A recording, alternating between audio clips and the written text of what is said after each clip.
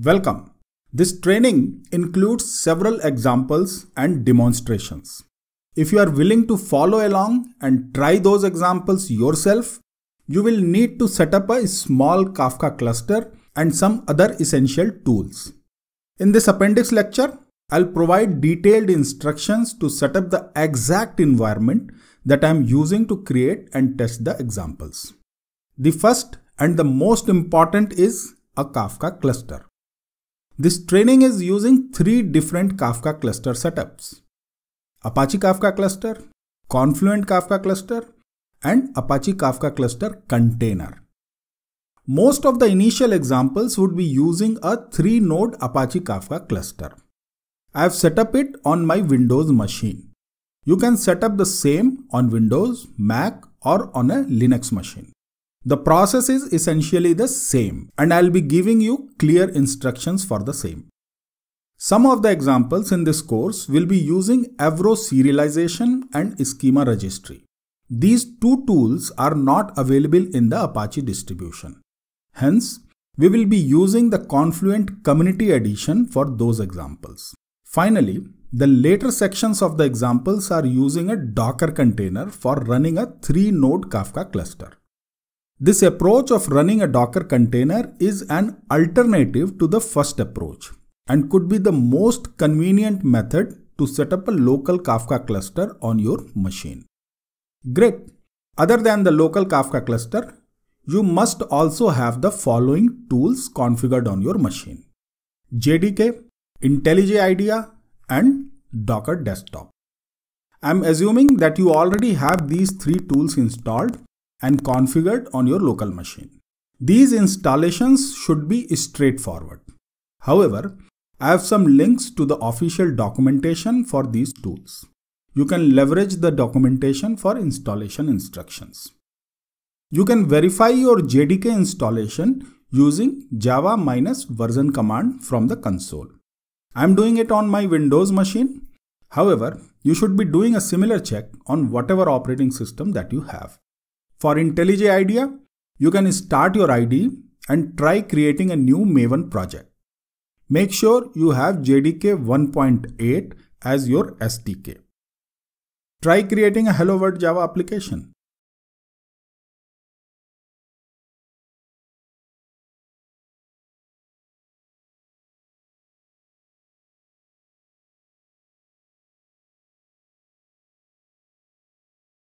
If you can run your Hello World from the IDE, you are good to go. For Docker Desktop, you can test your Docker installation using docker --version command from your console window. However, I also recommend that you integrate your Docker Desktop with your IntelliJ IDEA. You can do it using the following steps.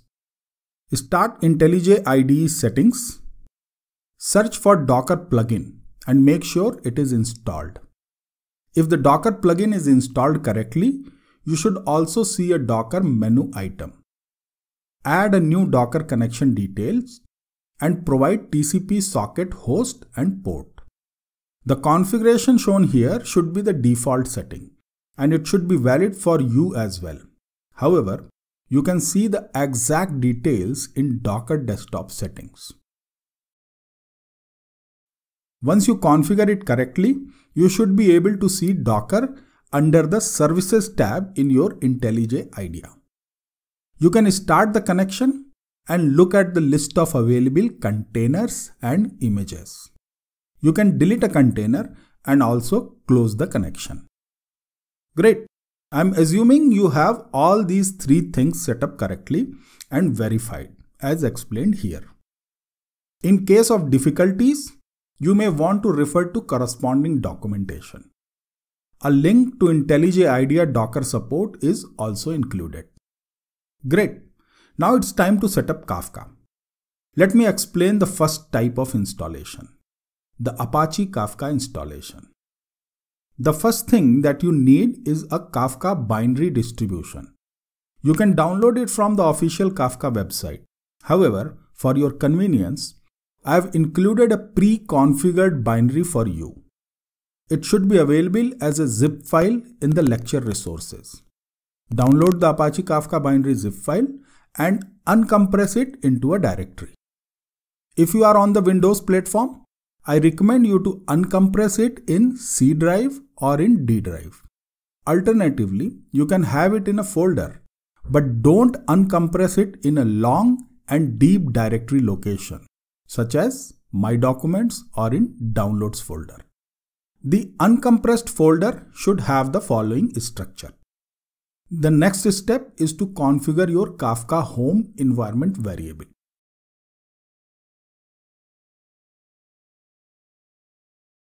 I am on the Windows platform and I have done it here. The Kafka home should be pointing to the Kafka base directory. The next important thing is to configure your path environment variable. If you are on Windows platform, include the Kafka home bin Windows directory in your path environment variable. On the Linux and Mac machines, it should be Kafka home/bin. That is all. You got your Apache Kafka installed and configured. I recommend that you test it once. Most of the lectures in this training are provided with two downloadable folders, Starter Project and Final Project. The Starter Project comes with essential and bare-bone project files. You can use these projects as a starting point for your practice. The Final Project folder is the end result, as explained in the corresponding lecture. This folder is for your reference. More details about these folders are given in the lectures. However, we are going to open one final project and use it to test the Apache Kafka installation. Download the 01 storage demo.zip file from the lecture named as Kafka Storage Architecture. Uncompress the download and you should have the following contents. Start your IntelliJ IDEA and open this project. Make sure you select the main project directory and not the parent directory. The project comes with some scripts. These scripts are created and tested on my Windows machine. They should work straight on your Windows computer. However, if you are on Linux or Mac machine, you may have to tweak these scripts. For example, let's look at the Zookeeper start. I am using a .bat file on the Windows platform. However, you should be using a .sh file on the Linux platform. Similarly, I am using these % symbols to resolve the environment variables. However, you might be using a $ symbol on the Linux platform. I am assuming that you can easily change them if needed and make these scripts execute on your preferred operating system. If you can run these scripts on your machine, your Apache Kafka installation and configuration is good to go. Great. Now let's talk about the Confluent community installation. The steps are mostly the same. Download the Confluent Community Edition from the Confluent official website. However, I have included a pre-configured downloadable file. Download and uncompress it in your local directory. The content of the download should look like this. Now you must configure your Confluent home environment variable. I am on Windows platform and I have done it here. The Confluent home should be pointing to the Confluent base directory.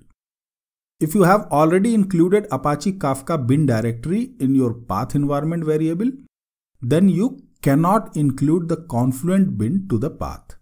So let's not do that. That's all. You should be testing your Confluent setup as well. Download the 15 POS simulator avro.zip file from the lecture named as Creating and Using Avro Schema in Producers. Uncompress the download and you should have the following contents. Start your IntelliJ IDEA and open this project. Same as earlier project, this one also comes with a bunch of scripts. Let's look at the Start Zookeeper script. Essentially, the script is the same as the earlier project. However, I am using the full path here. This should work seamlessly on Windows platform, and you may have to tweak it on Linux and Mac. If you can run these scripts, your Confluent community distribution is working. Every time you run these scripts and test your application, you must notice a temp directory created in your project folder. I configured the Kafka distribution and the project in a way that the Kafka log files and other temporary files such as state store files and rocksdb files are all created in this temp folder. And this temp folder resides in your project directory. This arrangement keeps local state and temporary data separate for each project. However, if you are re-executing a project, you must delete this temp folder to avoid mixing in data from the previous runs. After stopping all the scripts and your application, you can safely delete this temp folder.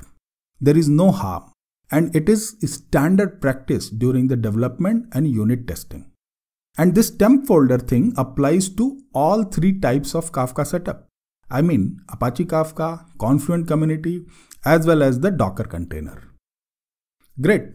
Now let's look at the Docker container setup. If you have set up your Docker desktop and integrated it with your IntelliJ IDEA, you are already done. You do not need to do anything extra for setting up your Kafka container. All you can do is to test it once. Download the 24 counting window final.zip file from the lecture named as Creating Tumbling Windows. Uncompress it and open it in your IntelliJ IDEA. You will find a script to start the Kafka cluster container. Execute it. This script is a Docker command and it should run on Windows, Linux and Mac without any changes.